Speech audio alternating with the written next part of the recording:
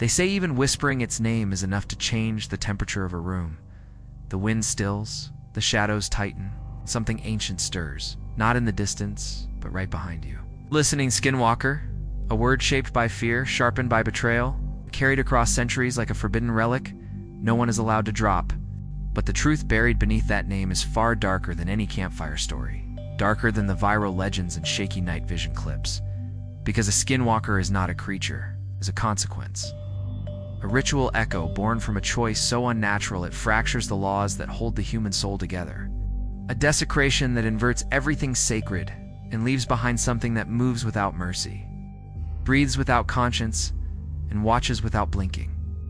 Before it takes shape in fur or bone or stolen voices, it begins as a sigillate knot on stone, but on a human heart that has willingly torn itself open. A living symbol of everything forbidden, the betrayal of blood, the inversion of identity, the abandonment of the moral code that binds the world in place. And once that sigil is carved, the transformation is not magical. It is mechanical, ritualistic, precise, a rewiring of intention that feeds on the one thing humans spill endlessly and unknowingly: fear. That is why the old ones warned never to speak its name at night, never to search for its stories, never to stare too long into the dark, because attention is invitation. Curiosity is a doorway. And in places where betrayal once soaked the groundware, the soil remembers screams, and the air remembers fire. The doorway ice and tea shut, it never was. So before we go any deeper, ask yourself one thing. If this creature is truly born from darkness, what happens when your mind becomes the ritual that calls it? To understand the Skinwalker, you must first understand the architecture that birthed it as structure not made of stone or bone, but of intention, inversion, and desecrated law. Evil in this context is not chaos, it is design. A blueprint so precise that every betrayal, every ritual, every violation of the sacred is a deliberate step in a construction older than memory. In Navajo tradition, the witchery way is spoken of only in fragments, hinted at rather than explained, because to name its full shape is to expose the machinery behind the unthinkable. The witchery way is not a religion, nor a path of magic, nor a superstition dismissed by modern minds. It is a system, a technology of spiritual corruption, built on the principle that power expands in the places where morality collapses.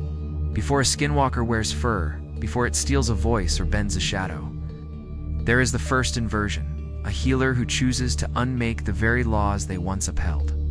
The Navajo medicine man is meant to bind the world together, to repair fractures in the spiritual field, to align the unseen currents that keep sickness and sorrow at bay. But when one turns away from those duties, the architecture begins to shift. What was once a protector becomes a saboteur, and the delicate web of intention that connects them to the sacred implodes inward.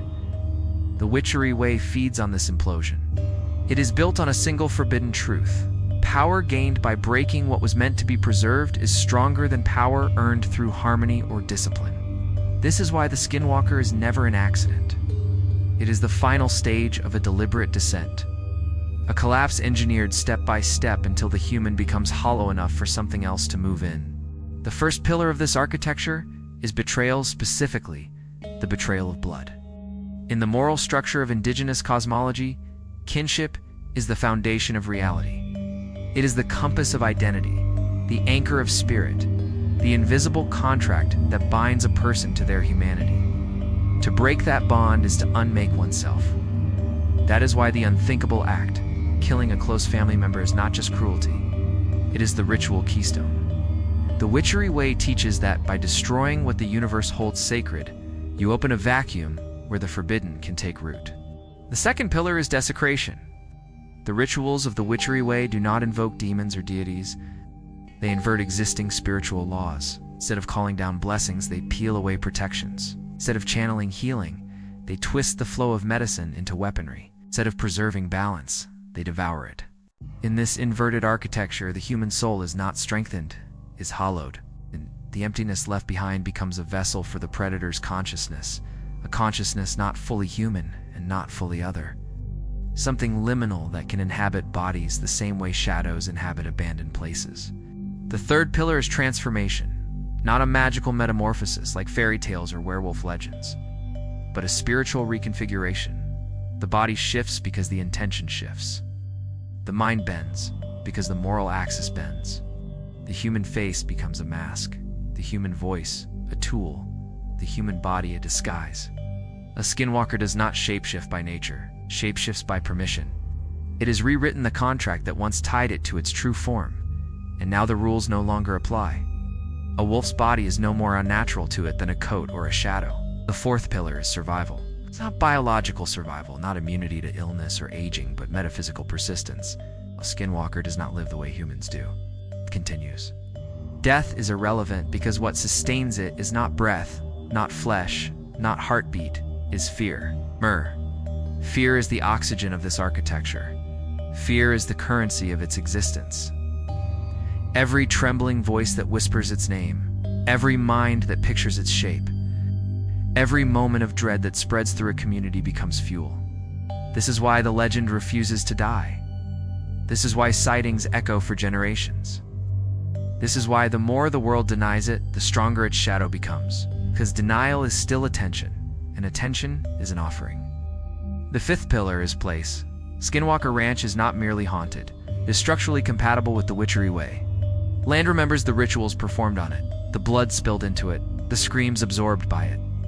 When betrayal etched itself into the soil during ancient conflicts, the ground did not forget. It became a wound-stable breach in the architecture of reality where inversion can thrive.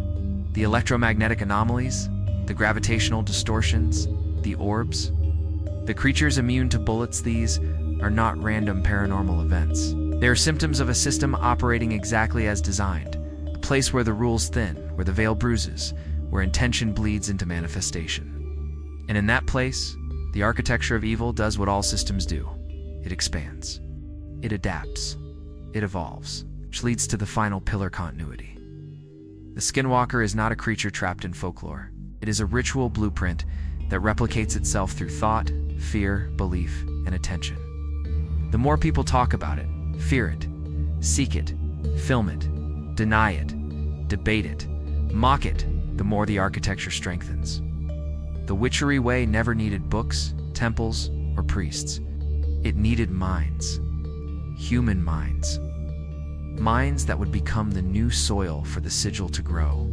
And every person who stares too long into the darkness, who wonders whether a creature like this could exist, takes the first step into the architecture without realizing it. That is why the skinwalker remains. Not because it cannot be killed, but because we continue to build the house it lives in. Brick by brick.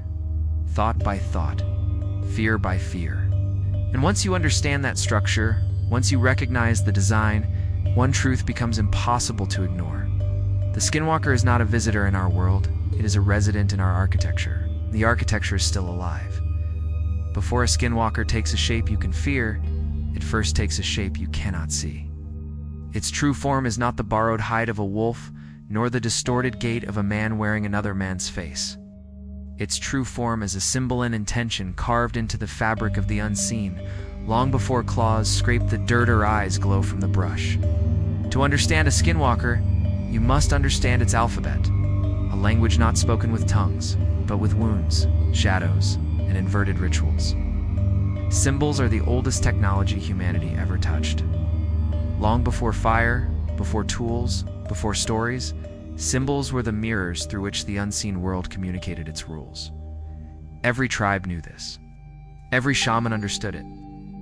And the witchery way does not break this language, it corrupts it, bending every sacred symbol backward until meaning fractures and power spills through the cracks. A skinwalker is a sigil made flesh. It is the physical manifestation of intentions sharpened into glyphs that do not belong on this side of the veil. Even its most recognizable abilities, voice mimicry, shape-shifting, mind intrusion, are not powers in the fantasy sense. They are symbols in motion. Each mimicry is a glyph of deception. Each transformation is an ideogram of inversion. Each psychic intrusion is a symbol inscribed directly onto the mind of the target, like a ritual mark burned into memory. When someone hears their child's cry from the darkness, though the child sleeps safely inside, that sound is not a trick. It is a symbolic intrusioner, manipulation of the listener's instinctive recognition, the deepest layer of human coding. The Skinwalker speaks in symbols that the nervous system cannot ignore. The way the air changes when one is near, how animals fall silent or flee, shadows seem to stretch into angles that shouldn't exist, these are all expressions of its sigillic presence. Just as a protective symbol repels misfortune, the Skinwalker's inverted symbol rewrites the atmosphere, turning safety into threat, stillness into dread, and familiarity into estrangement. But the most dangerous symbol it wields is not the form it takes, or the voice it steals. It is the simple fact that thinking about it is part of the ritual. Every myth that survives long enough becomes a symbol, but a forbidden myth becomes a sigil. The Skinwalker legend is not merely a cultural taboo, it is a containment ward, a warning encoded into language to prevent the sigil from being fed. That is why elders forbid even the mention of its name. It's not out of fear of superstition, but fear of activation, because every time the word is spoken, the symbol is drawn again. Every whisper traces the outline of the sigil with breath. Every recounting of the legend adds another stroke of intention. Every moment of fear completes a loop that strengthens the glyph. Symbols, after all, are not inert. They feed on attention. And the witchery way was built on the most dangerous principle in occult history, that the human mind is both a mirror and a doorway. A symbol does not need belief to function, it needs focus. The more attention given to it, the clearer it becomes. The clearer it becomes, the more it manifests. This is why Skinwalker encounters often begin with subtle signs, light distortions, strange animal behavior, flickering shadows before escalating into full apparitions.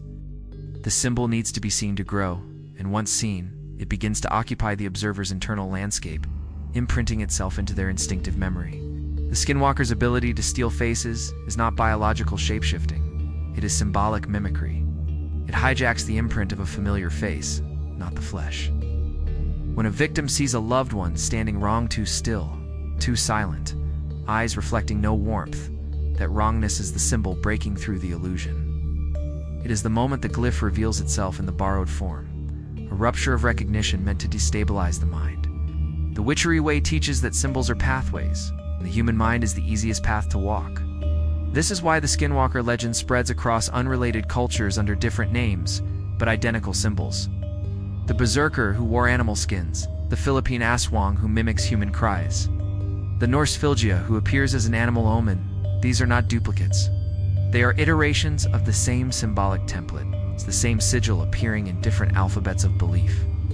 You can see the symbol even in the eyes. Witnesses describe them as too bright, too intelligent, too still, glowing like embers that never cool. That glow is not aesthetic. It is a symbol of inversion eyes that do not reflect light but consume it. Eyes that see not the world but the fear inside the one looking back. The most chilling accounts speak of creatures visible only through night vision entities that vanish when viewed with the naked eye. This is not invisibility, it is symbolic displacement. They exist in the gap between perception and understanding, a place where symbols live before they fully manifest. Even Skinwalker Ranch itself has become a symbol and enormous sigil, etched into the earth by centuries of trauma, betrayal, ritual, and fear.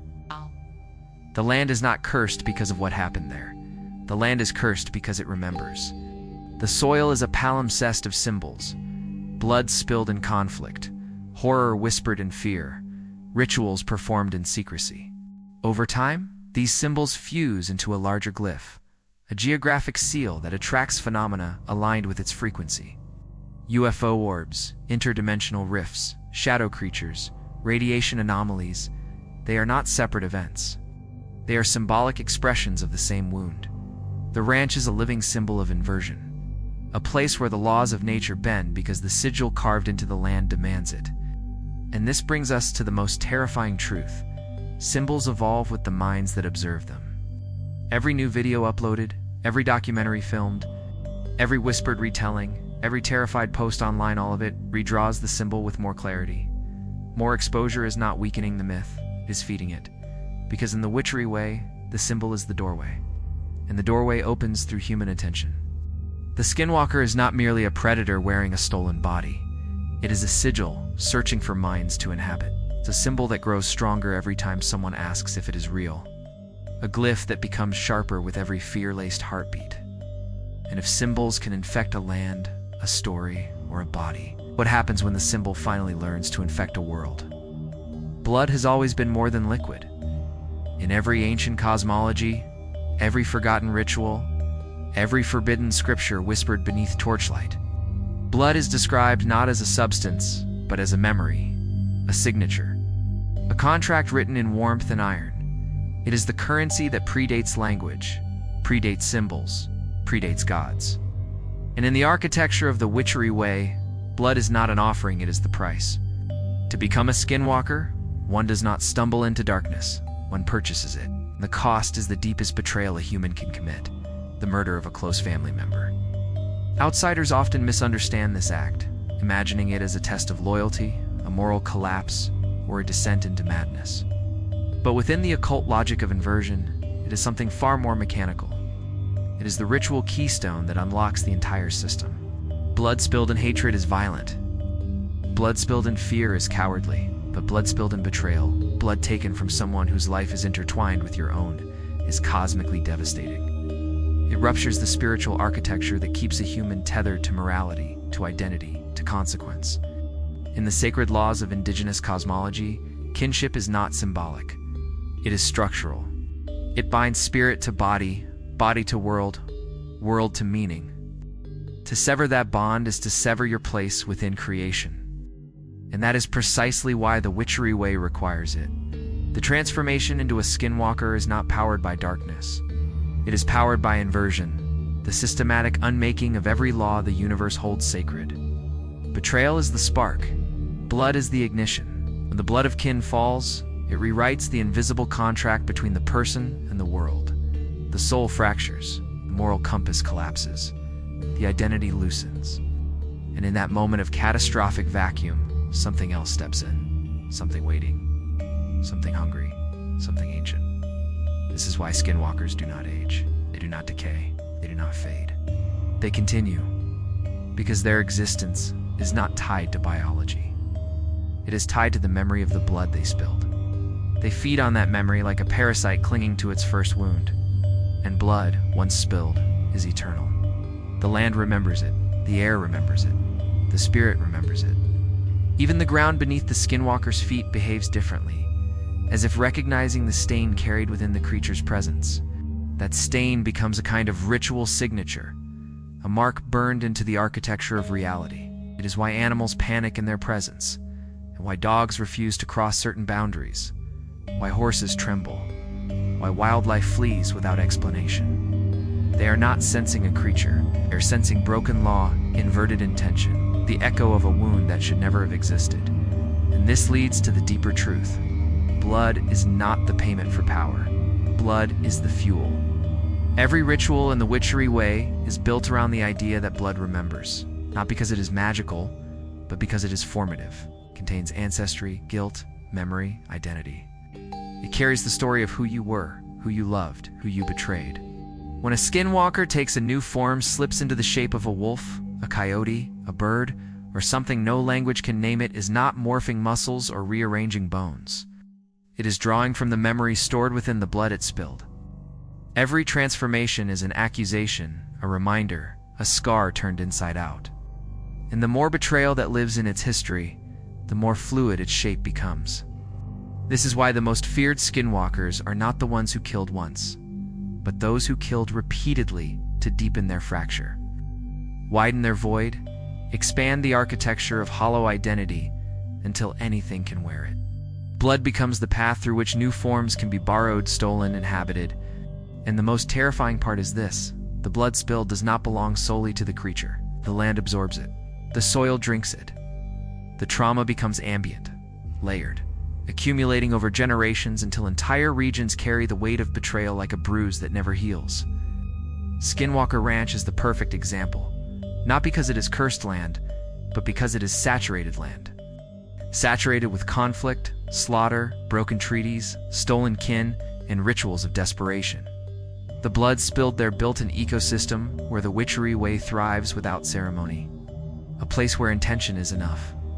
A place where the boundary between worlds thins because blood has soaked the veil. This is why phenomena on the ranch blend together: UFO sightings, shadow creatures, poltergeist disturbances, radiation anomalies. They are all symptoms of the same wound.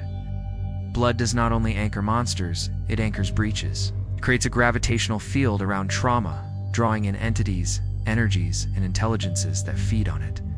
Some feed directly on fear. Others feed on attention. Some, the strangest of all, feed on memory itself.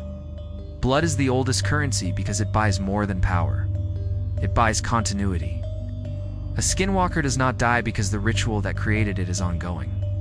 The blood spilled continues to echo through the generations, recharging the transformation like a perpetual engine of desecration. And here's the forbidden truth you were never meant to hear. Every time someone fears the skinwalker, they add a drop of metaphorical blood to the ritual.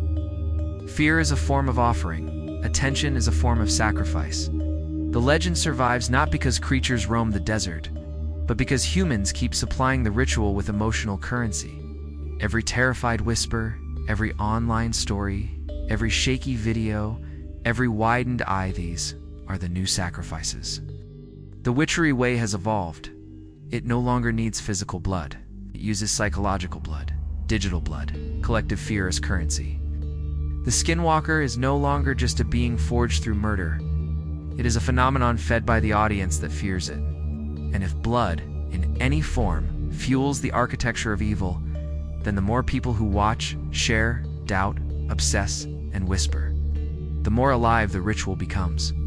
So when you ask why skinwalkers cannot be killed, the answer is simple. You are still feeding them. The world is still feeding them. The blood has not stopped flowing, not in the soil, not in the stories, not in the minds that tremble in the dark. And until the last drop is forgotten, until the last fear evaporates, until the last name is unspoken, the ritual continues. You cannot kill what you keep paying to exist. Every dark power and myth has a price, but in the witchery way, the price is not the end, is the beginning. The act of spilling blood, of shattering kinship and severing the human contract with the sacred, is only the doorway. What comes after is the binding.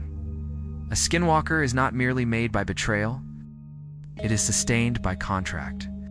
Not a contract written on parchment or sealed with wax, but a pact etched into the architecture of reality itself. A pact that binds the human, who broke the law, to the force that slipped through the fracture. In forbidden traditions across the world, pacts and contracts are the true engines of power. Faust had Mephistopheles. Ancient kings had their night guardians. Sorcerers had their shadow familiars, but the witchery way reaches deeper. It does not summon an external entity that offers a deal. It carves a void into the soul so complete that something predatory fills it from the inside, wearing the human like a ritual garment. The contract of the skinwalker is an inversion of every natural covenant the universe recognizes. Instead of a pact of protection, it is a pact of violation. Instead of communion, it is consumption. Instead of mutual agreement, it is parasitic merging. The human offers the one thing only a human can break: sacred trust. And in return, the emerging entity offers what no human should have: autonomy from consequence. This is why skinwalkers survive bullets, sickness, and time. The pact rewrites their obligation to the physical world. They no longer follow the contract of biology or the contract of morality. They follow only the contract they forged in the void. But here is the truth whispered only among those who still practice the old teachings in silence. The pact does not give power, it exchanges it. The human trades identity for the ability to steal identities. They trade moral grounding for the ability to warp perception. They trade the warmth of their soul for the cold mechanics of shapeshifting. The human self becomes collateral. The entity becomes the resident, and the pact becomes the law. Yet this forbidden agreement does not end with the transformation. It continues to demand payment. A skinwalker must ration its power the way an addict rations supply. It must feed attention. It must provoke fear. It must manipulate perception. The more eyes on it, the more minds thinking about it, the more the pact is replenished. This is why stories of skinwalkers spread like contagion. Why the legend resurfaces generation after generation, refusing to die even when suppressed. You are not just hearing about the pack, you are participating in it. And this extends beyond the creature itself. Humans make pacts all the time, without ritual, without awareness, without the language to describe what they have signed their minds into. The modern world is filled with silent contracts. Contracts of distraction, contracts of surveillance, contracts of fear. But the pact that governments forged with the unknown at places like Skinwalker Ranch is something else entirely. They confronted phenomena immune to bullets, immune to logic, immune to containment. And so they shifted strategies, stopped trying to kill the creatures. They started trying to understand the contract. Reports now buried beneath black ink and missing pages. That the phenomenon on the ranch behaved differently when observed with intention. Different energies surged. Different entities emerged. Different reactions occurred depending on the emotional state of the investigators. This is not science. This is ritual mathematics. The ranch became a negotiation table between humans and forces that do not speak languages, but communicate through reaction, through response, through presence. And what does any negotiation require? A contract. Researchers recorded moments where something followed them home. Not physically, but symbolically through dreams, through electrical interference, through shadows that did not belong to the room. These are signs of a pact forming, not through choice, but through proximity. Through obsession, through exposure to the sigil space that fuels Skinwalker phenomena. The pattern is unmistakable. Those who seek to observe become observed. Those who try to document become documented. Those who try to define the creatures become defined by them. The pact of the witchery way is contagious in principle, even if it is not in form. And this is the darkest implication. The more humanity studies the Skinwalker, the more the pact widens. The more the pact widens, the more entities slip through. The more entities slip through, the more the world becomes compatible with their presence. This is why the legends spread across tribes, across continents, across cultures. The contract is adaptable, a berserker's rage, an Aswang's mimicry. A Filge's form, the signatures differ, but the structure is identical. Every shape-shifting predator archetype in human history is a variation of the same metaphysical agreement. Fear in exchange for manifestation, attention in exchange for form, memory in exchange for persistence. This is why the Skinwalker cannot be fought the way humans fight natural threats. You cannot shoot a contract, cannot trap a pact. You cannot bleed something that no longer owes its flesh to biology. The only thing that weakens a Skinwalker is the breaking of the contract, forcing it into a state where the fuel it feeds on collapses. But as the world grows more obsessed, more afraid, more curious, more connected, more digital, the contract becomes harder to starve. We have turned our fear into content. We have turned our curiosity into ritual. We have turned the Skinwalker into a global symbol, a global sigil, a global pact. And every time someone whispers its name, they renew it. Every time someone doubts it, they affirm it. Every time someone searches for it, they sign their part of the contract. Because in the witchery way, your disbelief does not protect you. Your attention binds you. Every creature in myth is defined by what it hungers for, but a Skinwalker is defined by what it rejects. Its existence is not powered by savagery or instinct, but by inversion, the deliberate reversal of every sacred law that sustains the human world. To become one is not to fall into darkness, but to turn darkness into a doctrine. And this doctrine begins with a single act, the inversion of morality. In most spiritual systems, morality is architecture, creates order, stabilizes reality, binds human intention to cosmic law. But in the witchery way, morality is not a guide, is a target. The Skinwalker is born from a ritual whose purpose is to flip the compass, invert the poles, and reorient the soul toward a structure where cruelty becomes clarity, deception becomes survival, and betrayal becomes initiation. The moral code that humans are taught, loyalty, kinship, compassion, humility is not simply abandoned by the Skinwalker, but is weaponized. Each moral principle becomes a shadow of itself, twisted into something predatory. Loyalty becomes mimicry. The creature imitates familiar voices and loved ones, not to connect, but to lure. Kinship becomes camouflage. It wears faces not to honor lineage, but to desecrate recognition. Compassion becomes psychological warfare. It cries like a child or whimpers like an injured dog to bait empathy and exploit it. And humility becomes disappearance, the ability to walk unseen, not out of modesty, but out of predation. In this inverted world, every human virtue becomes a trap. The moral inversion is not symbolic, it is mechanical. The Skinwalker operates under a reversed logic. What nourishes humanity weakens it. What destroys humanity empowers it. This is why the witchery way requires a healer to become a killer, a protector to become a predator, a spiritual guide to become a spiritual rupture. Transformation is not simply metaphysical, it is strategic. A healer knows where the soul is vulnerable. A protector knows how to bypass instinct. A guide knows how to manipulate belief.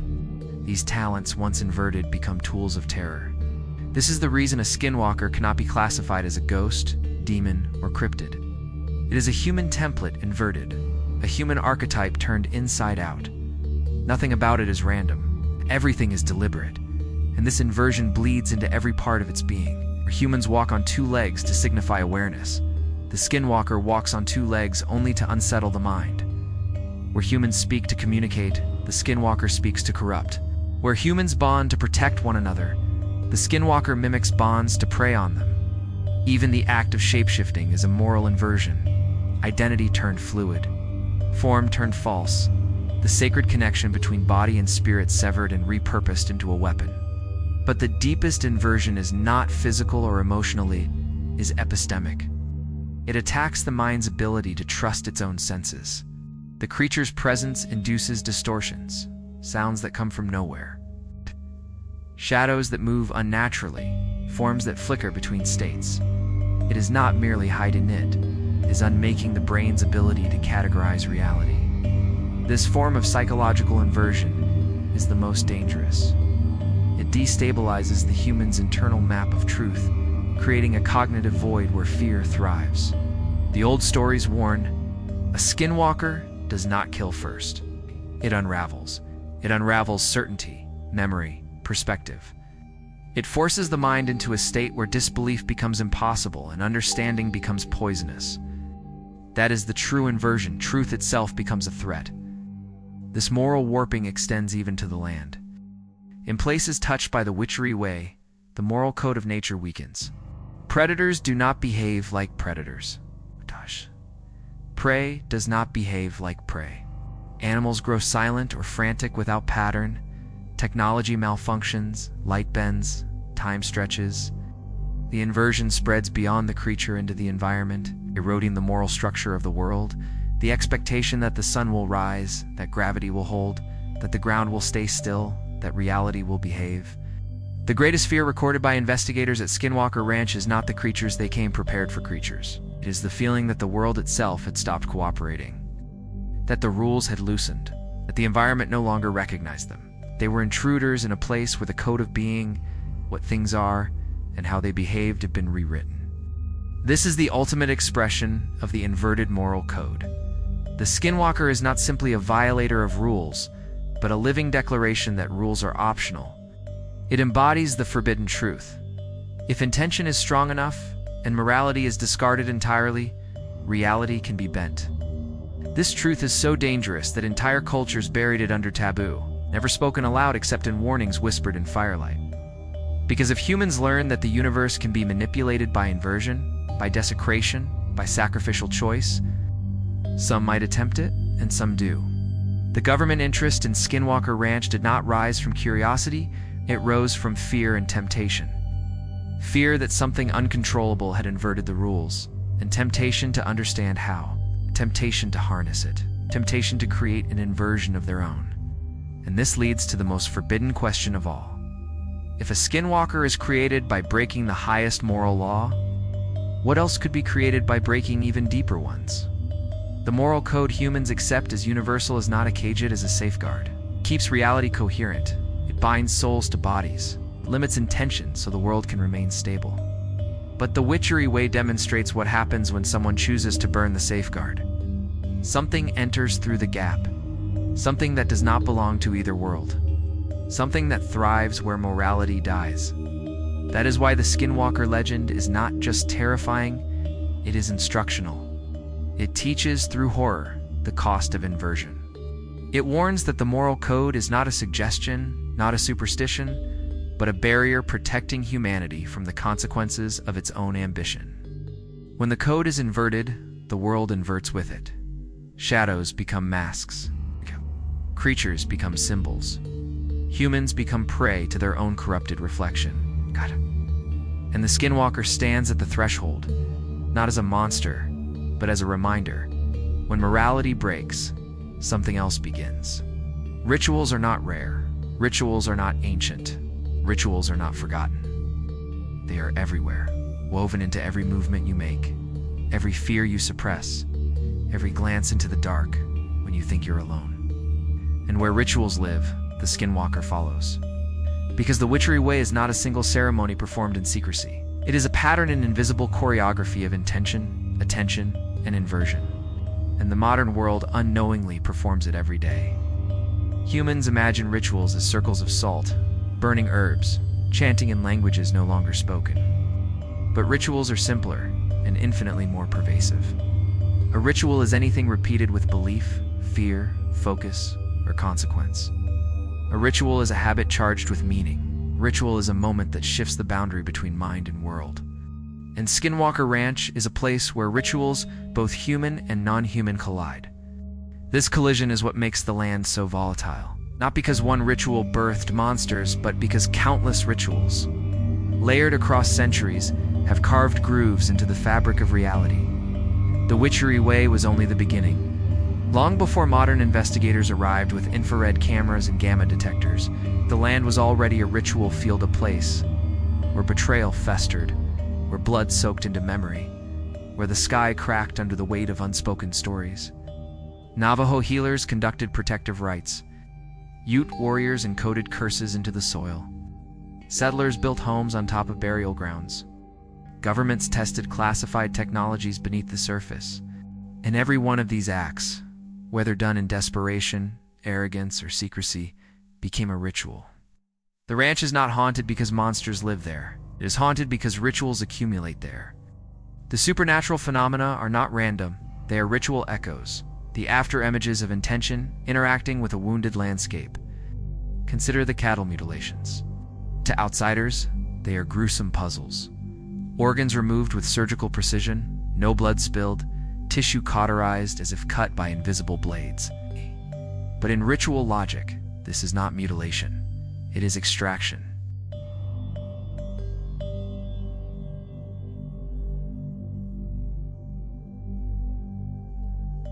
The creatures that walk through bullets are not immortal, they inhabit a ritual zone where the rules of force and consequence have been unthreaded. When investigators report orbs of light behaving intelligently, weaving between trees and incinerating animals, they are not witnessing random energy, they are witnessing sentinels, ritual guardians woven from electromagnetic residue, acting out the scripts encoded in the land. When shadows move against the direction of the sun, or voices whisper in languages no one living remembers, this is not haunting, it is ritual playback, the land repeating what it cannot forget. Even the infamous portals, the tiers in the air where forms emerge or vanish, are not gateways. They are ritual apertures, openings created where intention and trauma have warped the spiritual weave. And the most disturbing truth is that humans participate in these rituals without realizing it. When an investigator sets up a camera with the intention of capturing the phenomenon, that act becomes a ritual focus, amplifying the symbol, feeding the pact. When a terrified witness recounts their experience, their fear becomes an offering. When someone online obsessively searches for Skinwalker sightings, watches hours of footage, or whispers the name aloud, they contribute to a ritual chain spanning continents. The modern world has digitized ritual. Skinwalker myth is not spreading through oral tradition, but through networks, millions of eyes replaying the symbol. Millions of minds offering attention as currency. And the Skinwalker feeds not on belief, but on focus. This is why attempts to document the creature often fail. Batteries drain, cameras glitch, memory cards corrupt.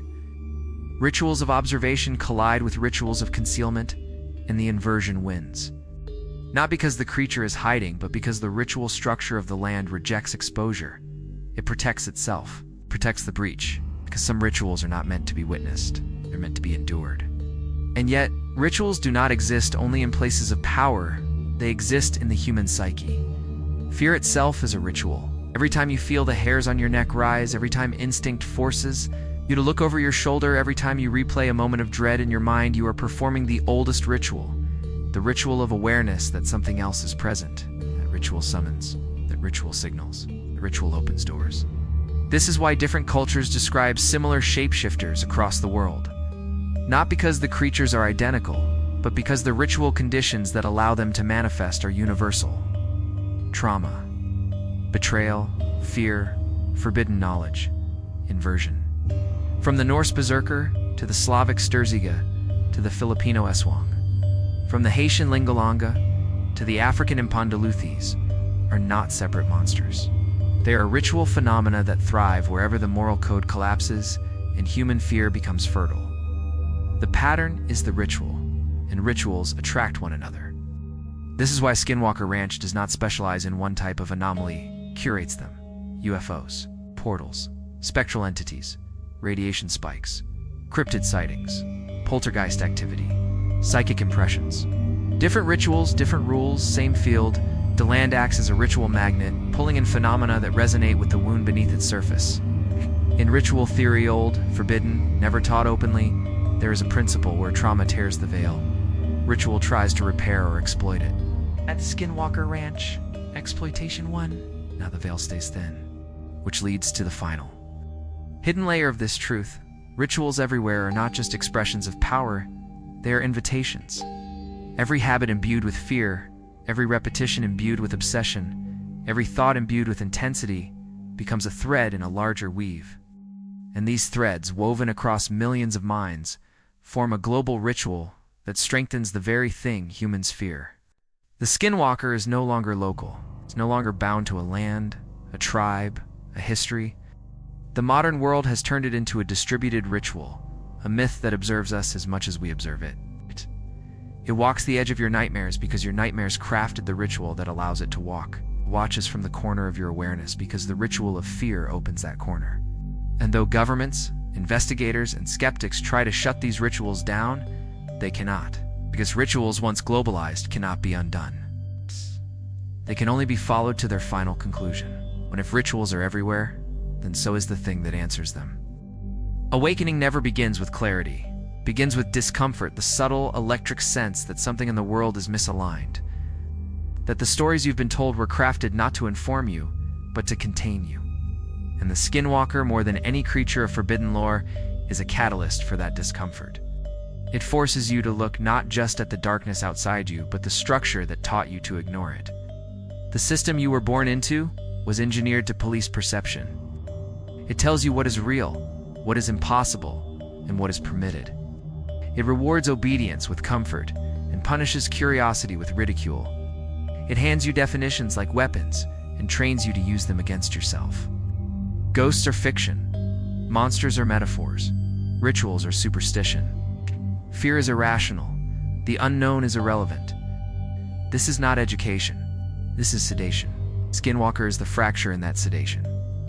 When people encounter one, when they see an impossible creature walk through bullets, when they hear a familiar voice calling. From the woods, when they witness orbs that melt flesh or shadows that stand upright, they do not simply encounter a predator. They encounter the failure of the system. A failure so profound it forces the mind to choose. Cling to the story you were taught, or acknowledge that your world is a lie with beautiful lighting. Most choose the story, not because they are weak, but because awakening hurts. It is easier to declare the witness insane, the evidence flawed, the phenomenon a hoax, than to admit the universe is larger, stranger, and more dangerous than you were told. This is why the Skinwalker is not just a creature, it is a crack in the architecture of control. A reminder that the system's authority over reality is paper-thin. And once you see that crack, you begin to see others. You notice how quickly officials dismiss the ranch's anomalies, how urgently reports are redacted, how researchers who speak too loudly are reassigned or disappear from public view, how footage vanishes from archives. How scientists who study the ranch describe being followed not by men, but by phenomena that seem to cling to their thoughts. You begin to see the pattern. The system is not protecting you from monsters. It is protecting itself from your awakening, because awakening spreads. One mind questions, another follows. A third refuses to accept the official explanation. Then 10, then 10,000, then millions. The system is built on silence, and silence collapses when enough people speak. The most forbidden truth in the entire Skinwalker myth is not that the creature exists. It is that you were never meant to investigate it, not because it's dangerous, but because the act of investigating it wakes you up. It forces you to challenge the borders of sanctioned reality. It forces you to see the invisible cage, the cage of definitions, the cage of perception, the cage of fear, the cage of ridicule. You were raised inside that cage so completely that you mistake the bars for the horizon. And the Skinwalker is the shadow that steps past those bars, reminding you the horizon is a lie. Awakening means noticing the patterns, how the ranch is always watched, always guarded, always monitored. How technological failures occur precisely when evidence is strongest. How electromagnetic distortions intensify when humans attempt to understand them. How animals respond to presences humans cannot detect. How investigators report being mentally probed by something that does not understand empathy, but understands vulnerability. These are not paranormal events. They're indicators that the system of reality is not closed. It is porous, it is reactive, it is alive. And something on the other side is aware that you are becoming aware. That awareness terrifies the system more than any monster in the dark. Because when humans awaken, they stop being predictable. They stop obeying. They stop accepting the curated boundaries of sanctioned truth. They begin to see rituals in places they were told were ordinary. They begin to sense watchers in moments they were told were empty. They begin to question whether the creatures we fear are aberrations or reflections. The Skinwalker forces a confrontation. What if the real prison is not the dark, but the narrative? What if the greatest lie ever told was that monsters are unreal? What if the system feeds on your disbelief more than the creature feeds on your fear? It's because disbelief prevents investigation, and investigation breaks illusions.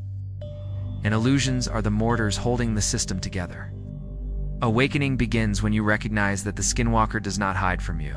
You hide from it. You hide behind explanations, behind skepticism, behind the comfort of the known. But when that veil thins, when the ranch hums beneath your feet, when the sky bends at the wrong angle, when a creature moves in ways a body shouldn't, your hiding place collapses.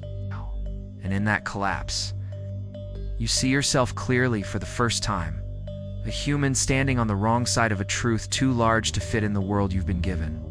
The Skinwalker is not simply a predator, it is a teacher, a violent mentor ripping away the mask of the system and forcing you to see the architecture beneath. The architecture where intention shapes reality, where fear summons presence, where symbols have agency, where blood has memory, where rituals are everywhere, and where you are part of the machinery. You awaken not because you choose to, but because the system fails to contain the truth. And once awakened, you cannot return to sleep, because now you see it. The fractures in reality, the shadows watching from thresholds you never noticed. The rituals embedded in your daily life, the symbols hidden in the stories you dismissed, the predators shaped by belief, attention, and fear. You see the system. You see its limits. You see its cracks. And something on the other side sees you seeing it. The further you walk into the story, the less it feels like legend, and the more it feels like a mirror one, reflecting the fractures in the world and the ones inside you. The Skinwalker is not finished. The ritual that birthed it is still unfolding, fed by fear, memory, and curiosity. And now that you've seen the architecture beneath the darkness, the veil will not seal itself again. The ritual is never truly over. In the next episode, we descend into another forbidden lineage of shapeshifters creatures, whose hunger is older than language, and whose forms rewrite the living world itself. Prepare for the global archetype of the unseen predator,